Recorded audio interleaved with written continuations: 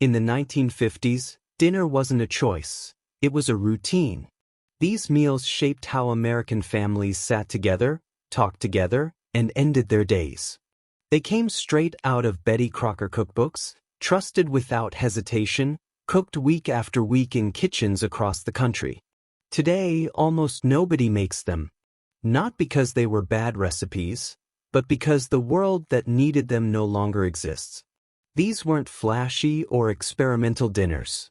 They were reliable, economical, and quietly essential. Each dish reflects a post-war America adjusting to new appliances, new schedules, and new ideas of family life. When these meals disappeared, something deeper went with them. The rhythm of shared evenings, the predictability of the table, the comfort of knowing exactly what dinner would be. If you click away now, you miss the reason these recipes vanished and what replaced them. Stay with this video, because these forgotten dinners reveal an America most people have never been taught to remember. Fancy hot dog, putting on the dog. In the 1950s, even a hot dog had to prove it belonged at the dinner table. This wasn't ballpark food. This was fancy hot dog, a recipe Betty Crocker proudly presented as a proper family meal, polite enough for company, simple enough for a weekday night. The idea was transformation. Ordinary frankfurters were no longer eaten in a bun. Instead, they were arranged carefully on a platter, nestled beside creamy potato salad, lettuce leaves, and carefully carved garnishes. A tomato half might be stuffed with pickle relish. Carrot curls added color. Olives signaled sophistication. Nothing was accidental. Dinner was expected to look intentional. This dish made sense in post-war America. Meat was affordable again, but habits of thrift remained. Hot dogs were cheap, filling, and familiar. By dressing them up, families could stretch their budget without feeling deprived. Presentation mattered because appearance stood in for abundance. If the plate looked full, dinner felt successful. Fancy hot dogs also reflected a changing kitchen. Refrigerators were larger. Packaged foods were trusted. Meals could be assembled instead of cooked from scratch, freeing time while still maintaining standards of respectability. Betty Crocker didn't sell novelty, she sold reassurance. But this dinner didn't survive. As decades passed, hot dogs slid back into casual food. Weeknight dinners grew faster and less formal. The idea of carving vegetables to make franks feel elegant quietly disappeared. What vanished wasn't just the recipe. It was the expectation that even the simplest food deserved ceremony. That dinner was something you presented, not rushed through. If this sounds strange now, that's the point. Fancy hot dogs remind us that mid-century dinners weren't about excitement. They were about order, effort, and showing care, one carefully arranged plate at a time. Holiday salad. In the 1950s, salad did not mean light or fresh. It meant dependable, molded, and proudly strange. Holiday salad was one of Betty Crocker's most trusted dinner table standards, served not as a side, but as a course families expected to see. This dish blended lime gelatin with crushed pineapple, cream cheese, whipped cream, mayonnaise, and chopped celery. Sweet and savory lived together without apology. Once set in a mold, it arrived at the table firm, glossy, and carefully unmoving. That firmness mattered. A successful salad held its shape, proving the cook followed instructions and did things correctly. Holiday salad belonged to an era obsessed with order. Post-war kitchens valued precision, cleanliness, and predictability. Gelatin promised all three. It behaved. It waited. It could be made hours ahead and revealed at the exact right moment. For women managing households on strict schedules, that reliability was powerful. This salad also reflected changing ideas about abundance. Fresh produce was seasonal, but gelatin worked year-round. Canned pineapple brought tropical optimism into Midwestern kitchens. Cream cheese and mayonnaise signaled comfort and prosperity. Together, they created a dish that felt festive without being expensive.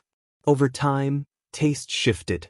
Americans began separating sweet from savory. Texture mattered more than appearance. Gelatin moved from dinner plates to children's desserts, then faded altogether. Holiday salad didn't fail. It simply belonged to a system that no longer exists. What disappeared with it was patience. The willingness to wait for food to set. The pride in unmolding something intact. The belief that dinner could be quiet, controlled, and slightly theatrical. Holiday salad reminds us that 1950s meals weren't designed for pleasure alone. They were designed for structure. And for a while, that structure held everything together. It was stability you could slice, serve, and trust at the end of long days then. In the 1950s, mashed potatoes weren't just a side, they could be a spectacle. Enter swirled potato casserole, a dish that turned humble spuds into a showpiece for family dinners, proving that even the simplest ingredients could impress. Swirled potato casserole was Betty Crocker's answer to elevating everyday potatoes. Cooked, mashed, and seasoned with butter and cream, the potatoes were spooned into a baking dish in decorative swirls, sometimes with a hint of paprika on top. The presentation mattered as much as the taste. Peaks and valleys created a golden crust during baking, signaling skill and care. In post-war America, when kitchens were guided by order and presentation, this dish fit perfectly, a blend of practicality and pride. Families waited eagerly for the oven timer. Mothers took satisfaction in the perfect swirls, fathers complimented the golden peaks, and children dug in, marveling at the fluffy, buttery mountains on their plates. This casserole wasn't just comfort food, it was a lesson in patience and attention to detail. Each serving carried pride, tradition, and the subtle message that even routine dinners could be special. Legacy and why forgotten. Over time, swirled potato casserole faded as convenience and speed became the priority. Instant mashed potatoes, microwaves, and prepackaged meals changed the way Americans approached potatoes. Decorative presentation lost importance, and casseroles like this were left behind. Yet, for those who remember, the dish stands as a reminder of an era when aesthetics, care, and ritual shaped the rhythm of family meals. Swirled potato casserole teaches us that ordinary ingredients can become extraordinary when time and love are applied. It's a small window into 1950s dining culture, where even mashed potatoes were a performance. 4 more lost recipes that tell the story of America's kitchens. Subscribe and join us as we uncover meals that history almost forgot. In the 1950s, even something as simple as a hot dog could be elevated into a proper family meal. Fancy hot dog, as Betty Crocker called it, wasn't ballpark food. It was a dinner table centerpiece, polite enough for company and simple enough for a weekday night. Ordinary frankfurters shed their buns and were arranged carefully on a platter, often alongside creamy mashed potatoes, buttered vegetables, or a light sauce. The goal wasn't extravagance. It was transformation, turning the everyday into something presentable, respectable, and comforting. This dish reflected the era's obsession with domestic perfection. Housewives prided themselves on presentation, and every plate was an opportunity to show care and skill. Fancy hot dog wasn't just about feeding a family, it was about demonstrating that even convenience foods could be thoughtful, structured, and attractive. The careful arrangement, the gleaming polish of buttered sides, and the subtle garnishes all spoke to a culture that valued order, propriety, and a touch of ceremony in the kitchen. Families anticipated these dinners with quiet excitement. Children might wrinkle their noses at the concept of dressed-up hot dogs, but the final presentation often won them over, and parents appreciated the ease paired with elegance. It was a dish that bridged practicality and pride, comforting yet slightly theatrical, proving that convenience didn't have to feel careless. Over time, fancy hot dog vanished from American tables. Tastes changed, convenience took on a different form, and the playful elegance of elevating a simple frankfurter seemed unnecessary. Yet it remains a small reminder of an era when even fast or cheap ingredients were treated with care, showing that pride in presentation and thoughtfulness in meals was just as important as flavor.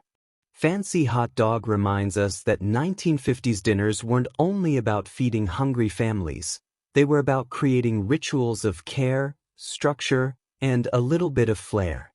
Rediscovering it today is a way to reconnect with the charm, precision, and gentle creativity that once defined American kitchens. In the 1950s, leftover turkey didn't mean another boring meal. It meant an opportunity to create scalloped turkey, a comforting casserole that transformed post-holiday scraps into something new and elegant. Diced or shredded turkey was layered with thinly sliced potatoes, milk, butter, and flour to create a creamy, bubbling casserole, often finished with a sprinkling of cheese or breadcrumbs. It was practical, yes, but it also carried the promise of care and ingenuity, turning yesterday's feast into today's warm, inviting dinner. This dish reflected the post-war values of thrift and resourcefulness. Families had learned to stretch every ingredient, and home cooks took pride in creating meals that were economical without sacrificing flavor. Scalloped turkey was more than a casserole, it was a symbol of attentiveness. Every creamy layer and golden topping spoke of patience, skill, and a quiet pride in doing things right. Around the dinner table, scalloped turkey had its own ritual. Children poked at the bubbling surface with eager forks, mothers watched anxiously for the perfect golden finish, and fathers nodded appreciatively at the hearty meal before them. It was familiar, comforting, and dependable, bringing warmth to kitchens and helping to bridge the gap between holiday celebrations and the routines of everyday life. As decades passed, this dish slowly disappeared. Modern families leaned toward faster meals or flashier casseroles, and the delicate art of stretching leftovers with elegance was largely forgotten. Yet for those who remember, scalloped turkey stands as a testament to an era where cooking was about more than nourishment. It was about care, tradition, and pride in making the ordinary feel special. Scalloped turkey reminds us that comfort and creativity often walked hand in hand on the 1950s dinner table. Rediscovering it today isn't just about recreating a recipe, it's about reconnecting with a time when meals carried stories, patience, and the quiet satisfaction of doing something well. In the 1950s, jellied salads were more than sides, they were statements.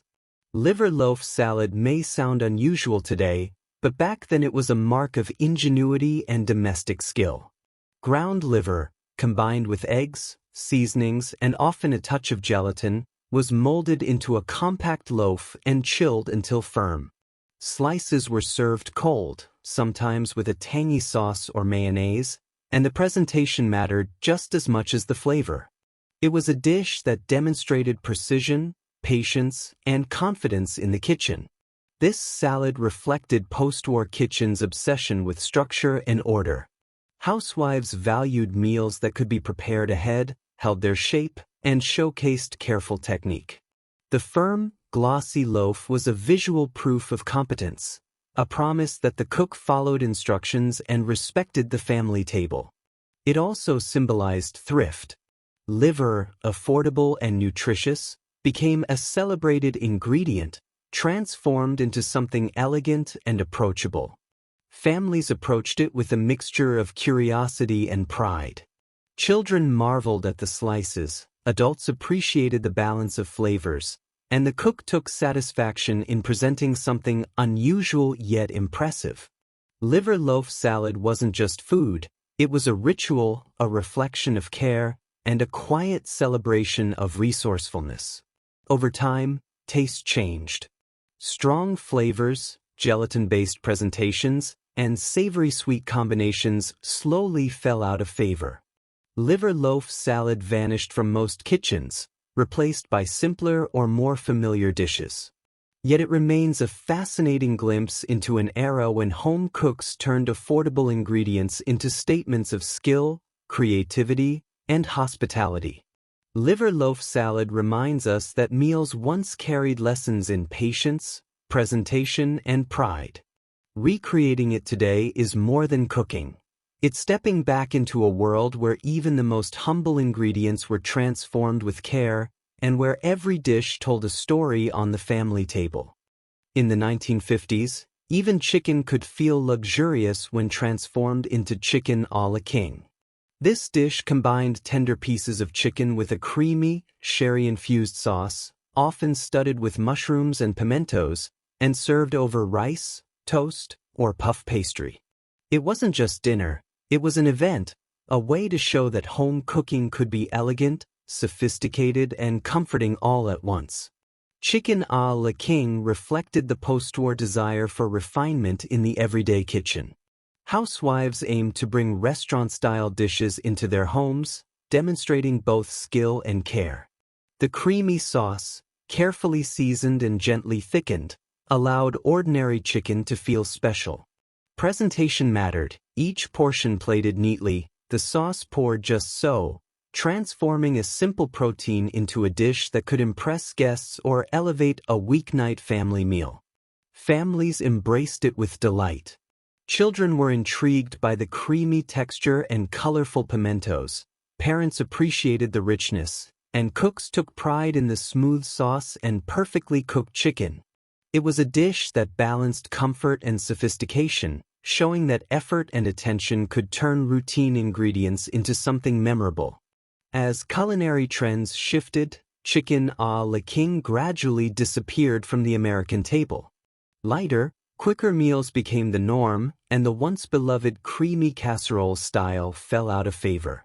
Yet it remains a snapshot of an era when home cooks sought elegance and control in their kitchens, turning familiar ingredients into dishes worthy of admiration. Chicken a la king reminds us that the 1950s kitchen was a stage, where ordinary food could become extraordinary with care, timing, and presentation. Revisiting it today isn't just about nostalgia, it's about experiencing a time when cooking was as much about pride and ritual as it was about flavor, and where every family meal carried a hint of quiet sophistication. In the 1950s, even a dessert could double as a conversation piece. Baked Alaska, with its dramatic combination of ice cream, sponge cake, and toasted meringue, was the kind of dish that turned ordinary dinners into memorable events. Families didn't just serve dessert, they presented a showpiece that wowed guests and brought a sense of theater to the table. Baked Alaska reflected the era's fascination with technique and presentation. Home cooks relished the challenge. The cake had to be soft, the ice cream frozen just right, and the meringue piped and toasted to golden perfection. It wasn't a recipe for the rushed or faint-hearted. It demanded patience, precision, and timing, rewarding effort with a stunning centerpiece that balanced sweetness, texture, and visual appeal. At the dinner table, Baked Alaska created anticipation. Children watched the flames of the torch lightly brown the meringue, adults admired the gleaming peaks, and the cook quietly took pride in mastering what seemed almost magical. It wasn't merely about taste, it was about creating an experience. Each slice revealed layers of flavor and texture, and the dish became a shared moment of wonder, a symbol of care and celebration in post-war homes. Over time, the popularity of Baked Alaska waned. Convenience desserts, faster preparation, and changing tastes pushed it off family tables. Ice cream cakes and simple puddings took its place, leaving this once daring showpiece largely forgotten. Yet for those who remember, it remains a reminder of a time when dessert could be both a challenge and a delight, an opportunity to demonstrate skill and impress loved ones. Baked Alaska reminds us that the 1950s kitchen was as much about theater as it was about nourishment. Revisiting it today isn't only a culinary experiment, it's a window into a period when patience, pride, and careful presentation could transform even a dessert into a story worth sharing. In the 1950s, the humble meatloaf was elevated from simple comfort food into something unexpectedly elegant with cheese-stuffed meatloaf. Ordinary ground beef became a vessel for creamy, melting cheese, carefully rolled or layered within, then baked to a golden finish. It wasn't just dinner, It was a display of skill, turning a familiar staple into a centerpiece that could impress both family and guests alike. This dish reflected post-war kitchens' focus on creativity and practicality. Housewives valued meals that were economical but still carried flair, and cheese-stuffed meatloaf fit perfectly. Each slice revealed a surprise, a molten ribbon of cheese that rewarded patience and careful preparation. The combination of textures, crispy edges, tender meat, and gooey cheese, made every bite satisfying, while the presentation proved the cook's attention to detail. Families gathered around the table with anticipation. Children poked at the soft, cheesy center. Parents admired the careful shaping and golden crust, and the cook felt pride in turning simple ingredients into something special. It was comfort food with a twist, familiar yet exciting, a small daily celebration that elevated routine meals into something memorable. Over time, cheese-stuffed meatloaf slowly disappeared from the mainstream American table. Convenience foods, faster dinners, and changing tastes shifted focus away from layered, time-intensive dishes. Yet, for those who remember, it remains a symbol of an era when effort and creativity could turn ordinary meals into culinary achievements. Cheese-stuffed meatloaf reminds us that the 1950s kitchen was a place where care, patience, and imagination mattered as much as flavor. Rediscovering it today isn't just about cooking, it's about reconnecting with a time when every family meal carried thought, pride, and a small element of surprise that made dinner worth remembering. In the 1950s, even a simple fish dinner could feel luxurious with salmon loaf, a dish that transformed canned salmon into a structured, flavorful centerpiece. Mixed with eggs, breadcrumbs, and seasonings, and often topped with a creamy sauce or gelatin glaze, the loaf was baked until firm and golden. It wasn't just about nourishment, it was about presentation, precision, and showing care through the craft of cooking. Salmon loaf reflected the post-war values of practicality and refinement. Canned salmon was affordable and convenient, yet when shaped into a loaf and baked with attention to detail, it felt special, almost celebratory. Home cooks took pride in their ability to turn accessible ingredients into something impressive, demonstrating skill and care at the family table. The glossy, neatly sliced loaf communicated more than flavor. It communicated patience, order, and domestic pride. Families approached it with curiosity and delight. Children were intrigued by the firm, patterned slices. Adults appreciated the balance of taste and texture, and the cook felt satisfaction in presenting a dish that looked as thoughtful as it tasted. Salmon loaf bridged convenience and elegance, comfort and ceremony, showing that even everyday ingredients could become memorable when handled with care. As culinary trends evolved, salmon loaf gradually disappeared from American kitchens. Simpler, quicker fish dishes and changing tastes replaced gelatin and loaf-style presentations, leaving this once popular recipe largely forgotten. Yet for those who remember, it offers a window into a time when cooking was as much about pride and creativity as it was about feeding a family. Salmon loaf reminds us that 1950s dinners weren't just meals, they were demonstrations of care, patience, and skill. Rediscovering it today is more than a culinary experiment. It's a chance to step back into kitchens where structure, elegance, and thoughtfulness shaped every plate, and where even canned salmon could become a story worth telling.